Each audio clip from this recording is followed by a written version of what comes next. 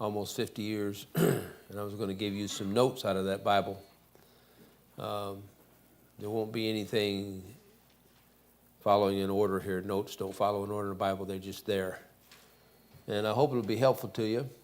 It's my purpose is to be a blessing and help to you.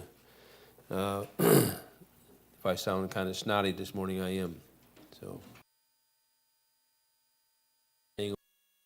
we can, all right? So if we up and leave right after church, don't get offended. Just get mad.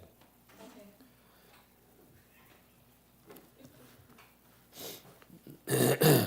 All right. I'll try to throw a picture in every week of one section of my Bible, what it looks like for all the notes that I have. That's Romans chapters 3 and 4. And when we get there, there'll be a whole lot of notes to do. I don't expect that notes from my Bible will be done in less than a year. It'll take us a year to do it. And you won't get all the notes. You'll just get the ones I can make sense out of.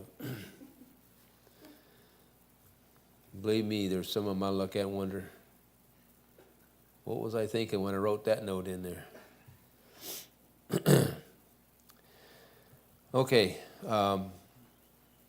These are things that I've picked up. So like when I'm studying for a Sunday school lesson or something, I'm reading a book or something, I might pick up some thoughts from somebody, stick it in the margin.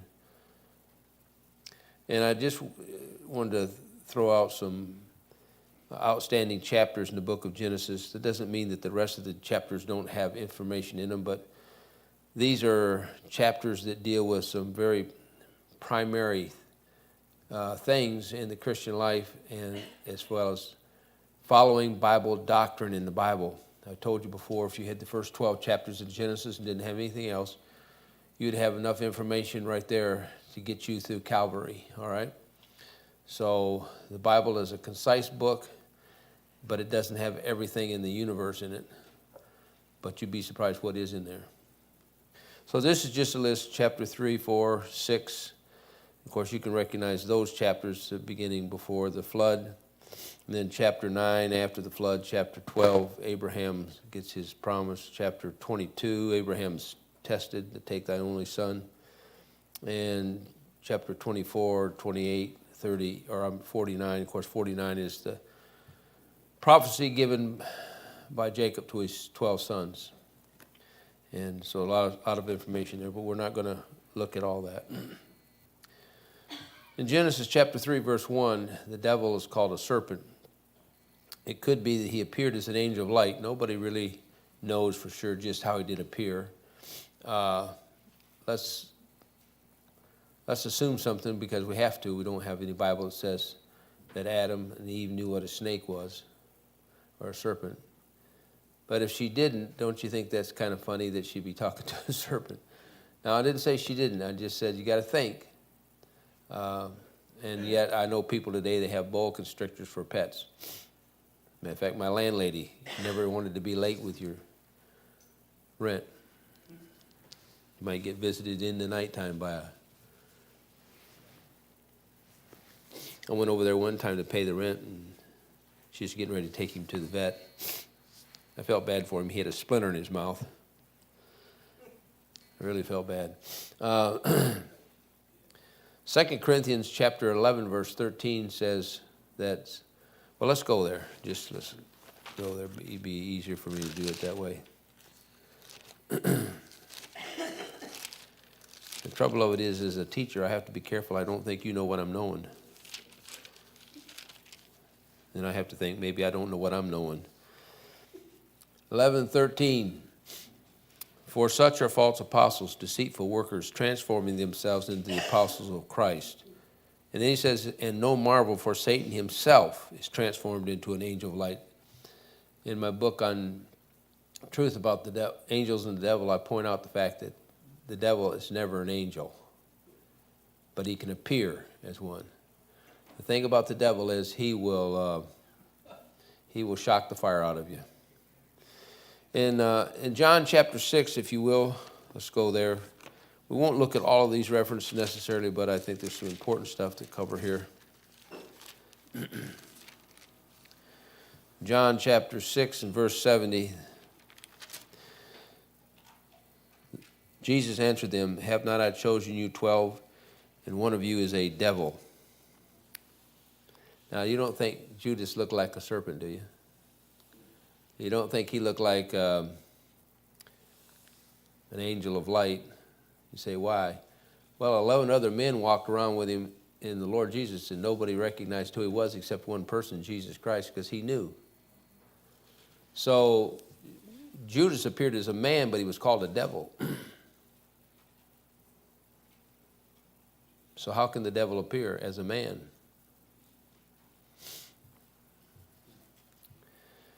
But he's called a devil. But nobody saw any horns, or nobody saw any forks, or nobody saw any red skin. All the typical pictures you get of the devil. Nobody saw that. Matter of fact, I don't think the disciples even recognized there was anything different about Judas at all. Nothing indicates in the scriptures that any of them said to another one, do you think Judas is really with us? And I heard Oliver Green say this morning, I don't know why he chose a devil, but he did. I thought, I don't know if anybody does, Oliver. We got a point there. Because when you think about it, you say, have not I chosen you 12 and one of you is a devil? And you will notice that of those disciples, none of them said, what do you mean by that, Lord? You mean one of us is the devil? Isn't it interesting that conversation, and you get in the Bible conversation often, you wonder, why didn't they answer the question? So, something else that we want to cover as an area, blood is forbidden. You should never have raw steak. Anyways,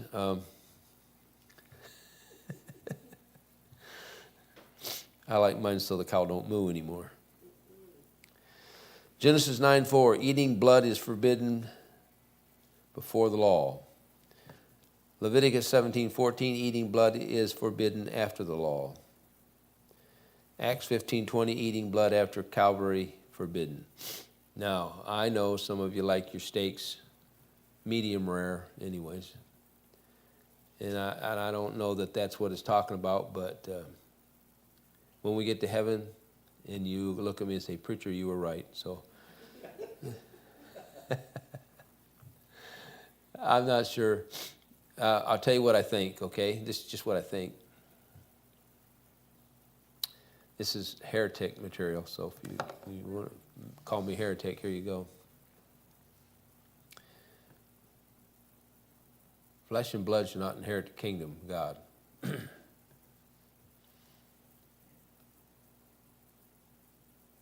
Nothing is said about blood until after Adam and Eve sinned.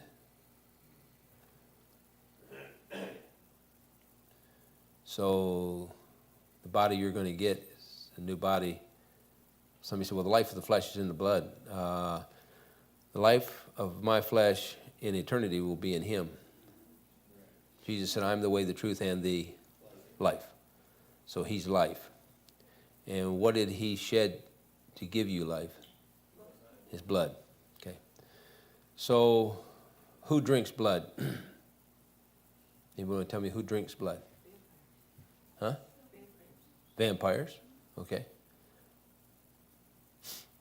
How about a cannibal?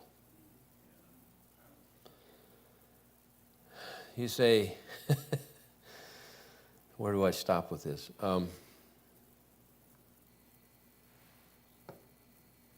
When we drink the communion table, we say it's a symbol of his blood, symbol of his body. We're not actually eating Jesus' body. We're not actually drinking his blood. But there is a religion on the face of this earth that thinks they turn the wine into blood, and so they're literally drinking the blood of Jesus. And I have been told by people of that sort that I know you don't believe me, but I drank Jesus' blood this morning. That's called cannibalism. I'm sorry. I'm not picking on anybody's religion. It is what it is. So what is forbidden to be drunk? Blood. Why? Because in the human form, the life of the flesh is in the blood, and you have no reason to be drinking blood. I didn't make the rules, I just got to follow them. And like I said, I don't think it has anything to do with your mostly rare steak. Now, if you want to take a rare steak and squeeze the blood out of it, okay. I think we got a discussion here, but I don't think anybody does that. Although I did notice it was awful bloody on that plate that they were cutting it. But anyways. Not yours, not yours. Where I was at the other day, they had sirloin or something. And boy, it was... I heard him once. I'm sure I heard the cow moo when he cut. I'm not positive, but... There's three basic temptations in the Bible. And I'm going to give those to you. The lust of the flesh, the lust of the eyes, and the pride of life. And you know that from 1 John 2:16. We're not going to go there and look at it. And here's what you need to see. Eve saw it was good for food, so that was the lust of the flesh. She saw it was pleasant, lust of the eyes, it was pleasant to the eyes, and it was to make one wise. That's the pride of life. So she hit all three of them, like anybody will on the face of this earth. You have yourself hit them. And believe it or not, Jesus was attempted to turn the stones into bread, lust of the flesh. He was given all the kingdoms of the world, and I'll give them to you. That's the lust of the eye. And he was taken to the top of the temple, told to jump. Don't worry about it. They'll save you before you hit the dirt. That's my interpretation. And so Jesus was tempted in the same three things. He was tempted in all manners in which we're tempted, and he passed the test. You and I don't pass. We fail somewhere along the line. So the three basic temptations that started out in the Garden of Eden are still going today. And everybody who lives on the face of this earth, saved or lost, will be tested by those three from time again and time again and time again. And that's why sometimes you have to be careful that the world will try to woo you and to, salve you over and show if you do what we want you to do, why you can get this and you can get that. And boy, people fall for it.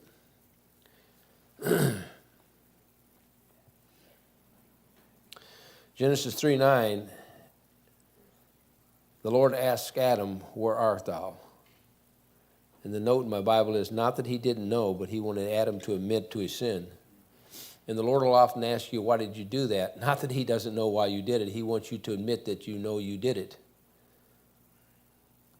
I think the hardest thing for any Christian to do is admit that we sin.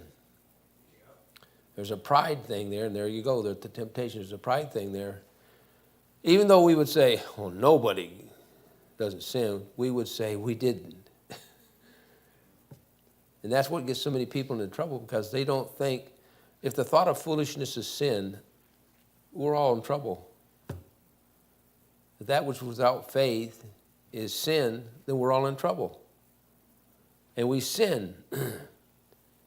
We don't trust the Lord in our life, and so therefore we sin, because then we go ahead and take it upon ourselves to do it. Genesis 3:15. Notice these words in the verse. It says, her seed. Now, anybody that knows anything about biology, and we're not correcting God here, let me just show you something, knows that the man has the seed, not the woman. And you say, well, why would the Lord say that? Because this is the first promise of a virgin birth. Genesis 3:15, the first promise of a virgin birth. And the devil's probably the only one that understood what was going on. Eve didn't. In verse 16, Eve is first to be rebuked.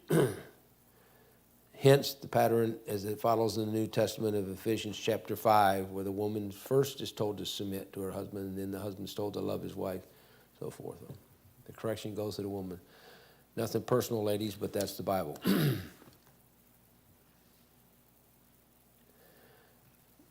He says in that verse, to thy husband, he shall rule over thee. Somebody said, a man will either rule the roost or fly the coop. Either rule the roost or fly the coop. Okay.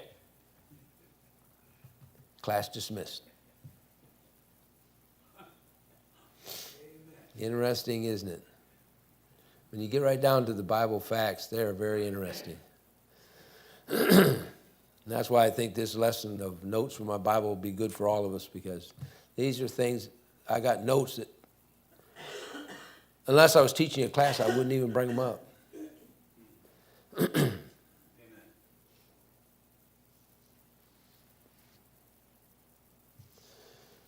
There's a sevenfold consequence, and again, this is a note on the page of my Bible. It comes as a result of Adam's sin. Chapter 3, verse 17, everything was cursed because of what Adam did. Everything is cursed. That's why your car breaks down. That's why your dog dies. That's why things go bad in the house. Everything's cursed. That's why you plant, sometimes you get it, sometimes you don't. And I know all this modern hybrid seed, you know. You know, hybrid seed's all right for the first time. No good after that. And they hybrid the cows and all that kind of stuff, and they thought, well, you know, we're going to get this. Well, they did. They got, you know, bad feet and bad backs. And why? You can't take what God did and fix it better.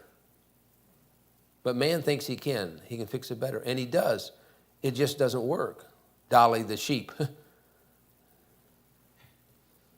So everything was cursed. Then, verse 17, a life of sorrow for mankind. So everything he was going to do after that would be in sorrow. I just want to check something here.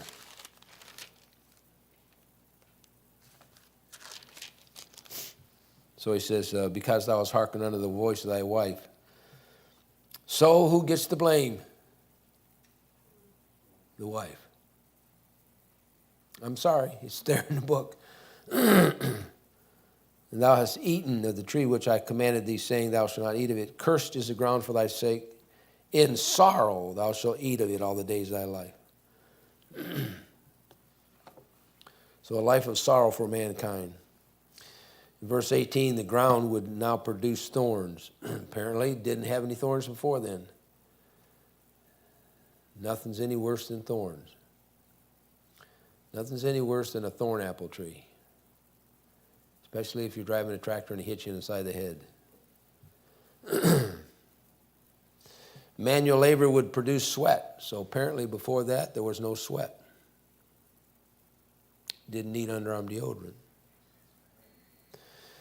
Verse 19, we came from the dust, we'll return to it. These are all the results of Adam's sin. And he was barred from the tree of life. The Lord said, if I don't do this and bar them, they'll eat of the tree and live forever. And I don't know for sure if this is the case, but the next time the tree of life shows up is in heaven. Why? You don't need it. You got the tree of life.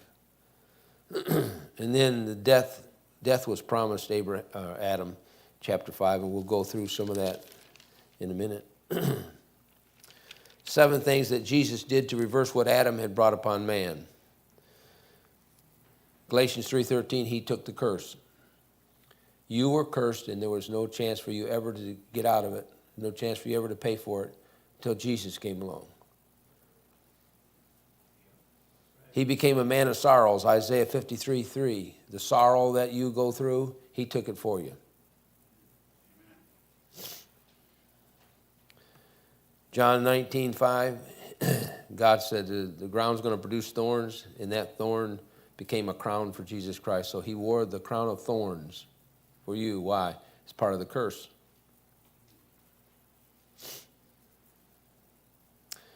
He sweat, as it were, drops of blood. So remember we said part of that curse was a man would sweat when he worked. In Psalm 25:15, you'd have to look that up for sure. He was brought to dust. Why? Because that's what you're going to turn to. So what's your point? The point is he took the curse for you. He received the sword, and Zechariah 13:7 talks about that sword. In Romans 5:6-8, he died so we would not have to. Adam died, and there was no fix for that. Jesus came along and fixed it. Took the death penalty for us. So now we can live forever. People say, well, you still die. My body dies. In fact, I think my body's dying right now, but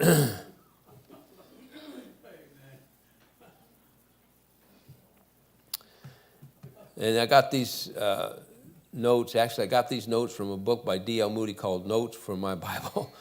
But I got these notes, and it said, Abel's blood cried out vengeance. Jesus' blood cried out mercy, atonement, and pardon.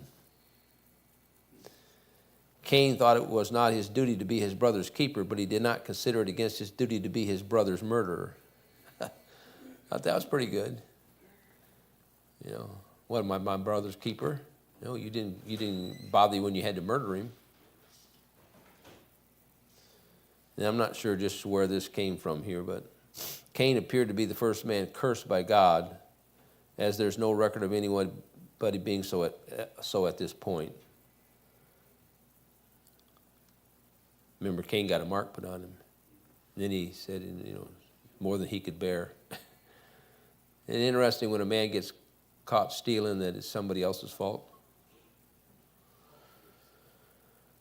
Now we're going to comment on some thoughts on iron, and it may seem like nothing to you, but the Bible points out some things about iron. Iron, for the most part, has no good association whatsoever. It is connected to its negative implication. We don't think about iron. We use iron all the time, but we don't think about the implication. It's first mentioned in verse 22 here in chapter 4, Genesis. For students of chemistry, its atomic number is 26, and that's 2 times 13. You say, what's that mean? Well, it's connected to 13, so you know right off the bat, it's going to be bad. And I know, I understand. Heretic, I understand. That's funny. I get a lot of requests for my book on the fear of 13, or the fear of triskaidekaphobia. When the lady orders it, she says, I want that book on the 13. I can't say it. And women have an iron deficiency. And I wonder if we could run that back to the garden. And must take iron supplements to fix it. Men don't seem to have that problem. But women have that problem, and I think we're a grown-up group here, I think you can know why. But Deuteronomy 4:20, Israel is taken out of the Lord said, I'll put him in an iron furnace. And that iron furnace was where? The answer's on the board. Egypt. And the Lord said he'd put him there, and then he'd take him out of it, take him out of the iron furnace. Why didn't he say a clay furnace? Why didn't he say a brick furnace? Iron furnace, because it wasn't a literal furnace per se that he was talking about. It's a figurative situation they were going to be in, and it'd be like being in a furnace, and he called it an iron furnace. 1 Samuel 17:47, Goliath's spearhead weighed 600 shekels of iron, and the mostest I could come to in finding how much that weighed was 15 to 16 pounds. Now you say, that's not much. No, when you're holding it right here. But why don't you try it out here about 6 feet? See how long you can hold 15 pounds. You got to remember that he had a sword that weighed, I forget now, somebody said one time 20 pounds or something like that. And he didn't even carry his own shield. He had a shield bearer carried it for him. When that old boy stood on that hill that day and cried out to David, you know, what are you? Do you think I'm a dog or something? You said, yeah, kind of. I think you're a dog. And when he cried out to him, he was sitting down and he stood up to challenge David. I mean, he's a big man, and think of what all he had on him, all that metal, all that stuff, but you can't out-whoop a stone. 2 Samuel 23:6-7, the sons of Belial fenced in iron and must be burnt. And you have to read that. That's a prophecy, okay? I'm just showing you something about iron. Deuteronomy 3:11, Og, the king of Bashan, had a bedstead of iron that was 13 feet long. Now, why would that be important to mention? If there wasn't a connection to something that the Lord wanted you to know, why would you mention a bedstead when he never told you about anybody else's bedstead?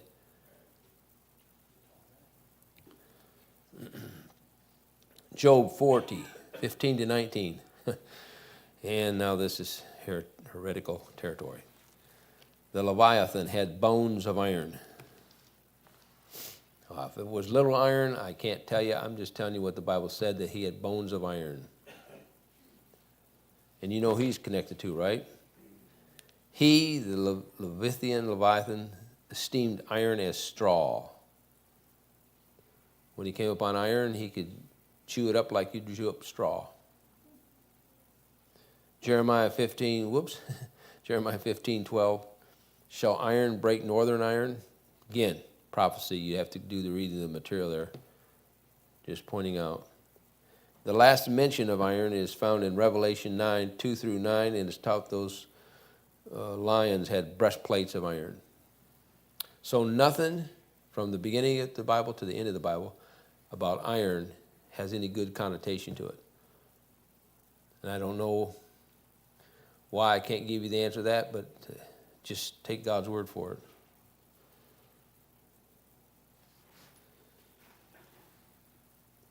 Here's a couple more thoughts on iron. Deuteronomy 24:5 says, when in the land they are to build an altar, there was no iron tools used in its construction. Now, why would the Lord do that? When they build an altar, he said, but don't use any iron tools. There's something about that iron that's bad. I have no idea. It seems to be connected pretty heavily to the Antichrist, the devil, the beings in the end of the age. It has some connection. And I think if you pay attention to Hollywood's stuff, you see when they have their monsters, they usually are iron figures, have some connection to iron. So there's something devilish about iron. In 1 Kings 6:7, he said, no iron tools were used in the building of the first tabernacle. So when Solomon built the first tabernacle, he used no iron tools. All the work, for the most part, was done away from the temple and brought to the temple. Now, we talk about our age we live in and how, smart we are, and we got all these tools. I know my son works in a factory where they got all kind of laser equipment and all kind of stuff, and they can get stuff down so precise you can't tell it.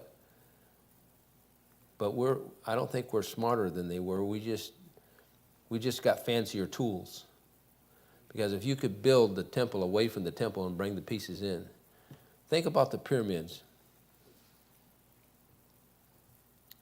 Yeah, look at some of them stones in the pyramid. How did they get those stones in there?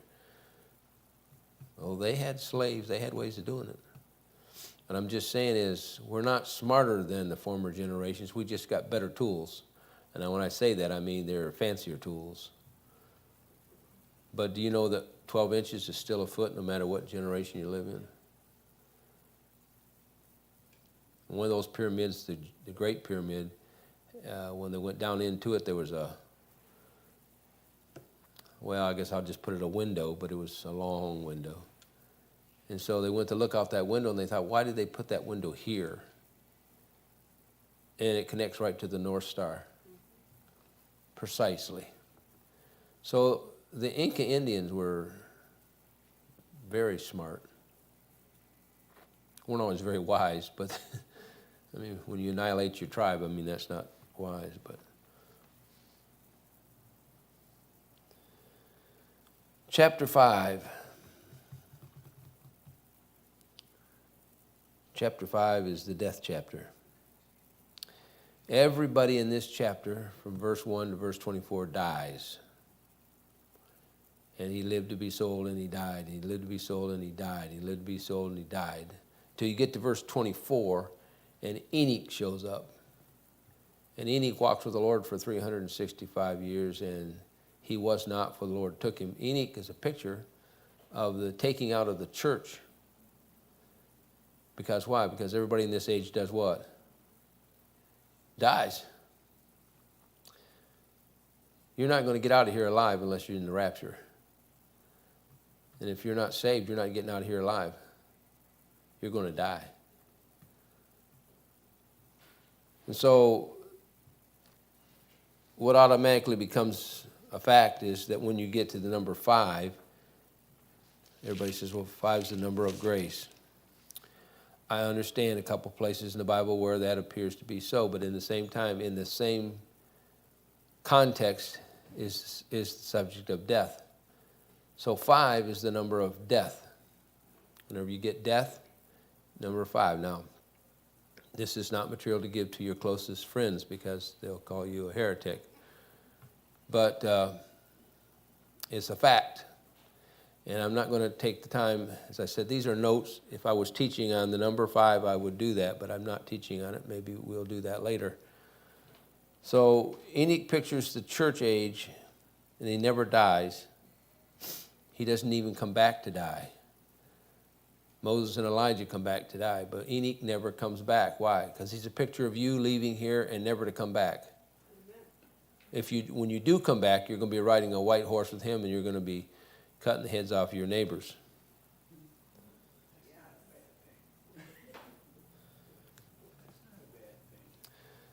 Up to this point in the Bible, nobody has died that you read of.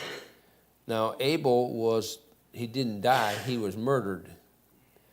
So Abel doesn't legitimately come under, and he died. He was murdered.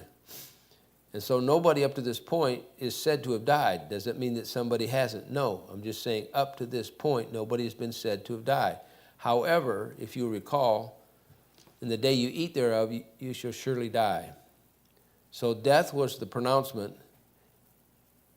And it's kind of like us waiting for the rapture. You say, Lord, how much longer can this go on, Lord, says when I get ready? Now, I don't know what it was like in those days. People were living to 300, 400, 500, 600, 700 years old. And maybe they got cynical, Yeah, we're going to die. We've heard that message about a zillion times. And then one day somebody says, anybody seen Enoch? Say, yeah, he was at Walmart yesterday. See, what was he doing at Walmart? Buying Ezekiel bread. It's a scriptural bread, by the way, just so you know. And they began to think about what happened to Enoch. The Bible just says these words, he was not.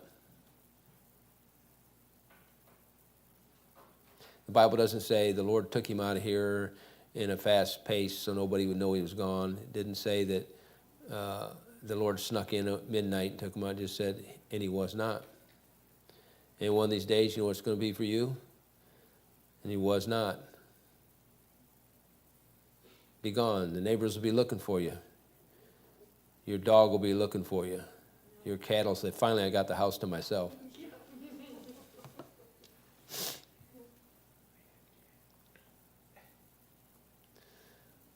Dogs aren't sure who's in charge. Cats know. So, we have the first man that died recorded in this chapter, and we have the first man who gets out of here without dying. See what I'm saying? If you're not careful, you can get carried away. But when you have, what do you have here? 32 verses of people who died, and you have one verse that says somebody got out, snuck out the back door before anybody recognized they was gone. Doesn't negate the truth of what the chapter is teaching. So chapter 5 is the death chapter. You get to Chronicles, and he begot and begot and begot, and you get to Genesis, and he died and he died and he died. Verse 1 and verse 3, notice something here. Let's go back here and see it. Verse 1. This is the book of the generations of Adam. In a day that God created man, in the likeness of man made he him. So we don't have a problem there, do we? Man was made in the likeness of who? All right. Verse 3. And Adam lived 130 years and begat a son in his own likeness, after his image, and called his name Seth. What was his image? It's a sinful image. God made him in his image, and Adam had God's image until he sinned, and he lost that image. And his image was a sinful image. So people say, well, we're all the children of God. I think you better read it again. We're not all the children of God. We're all the children of the devil. That's what Jesus told them disciples. You're of your father, the devil. And boy, people don't like it when you tell them that. Because they have an image of themselves being better than they really are. Huh? You got any idea what the image changes would have been? Well, I'm going to say, as far as what he looked like, that didn't change. What I'm going to say is he began to age, which he wouldn't have done before.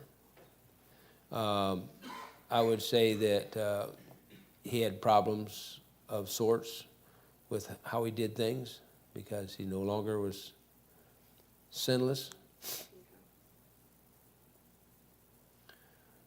His physical image, I don't really think changed. I'm not saying it didn't. I just don't think it did. I think he remained, he would look like you and I would look like. But he began to do something he had never done before. He began to age. Now, I don't know how long Adam would have been born at about 33 and a half years old. Eve at about the same space. She would have been made, the Lord made her that age, out of that rib. And they enjoyed the garden forever, how long they did it before she decided to check the tree out. And so up to that point, they was just enjoying life. Now, the Bible doesn't say so, but it doesn't appear.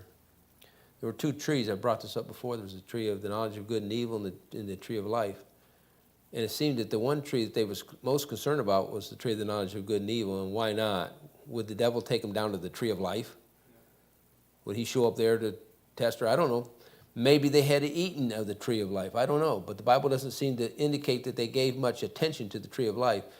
But then again, there's a corollary between what Christians pay more attention to than we pay more attention to the carnal part of our life than we do the spiritual part of our life. So I don't know. Anyways, where was I? Man's sinful nature is headed towards a cemetery. As somebody said, the book of Genesis starts out in a garden and ends up in a coffin. Not good results. Book of Exodus, God's people are in captivity. We get to the end of the book of Exodus, they're out of captivity. Leviticus is a priestly book. Tells you how to live. Numbers is a book of rules. And Deuteronomy is the final escape into the land of promise. And Moses doesn't get to go there because he violated a privilege he was given. Okay. I never know how long these things are going to take, so you got time for coffee and donuts.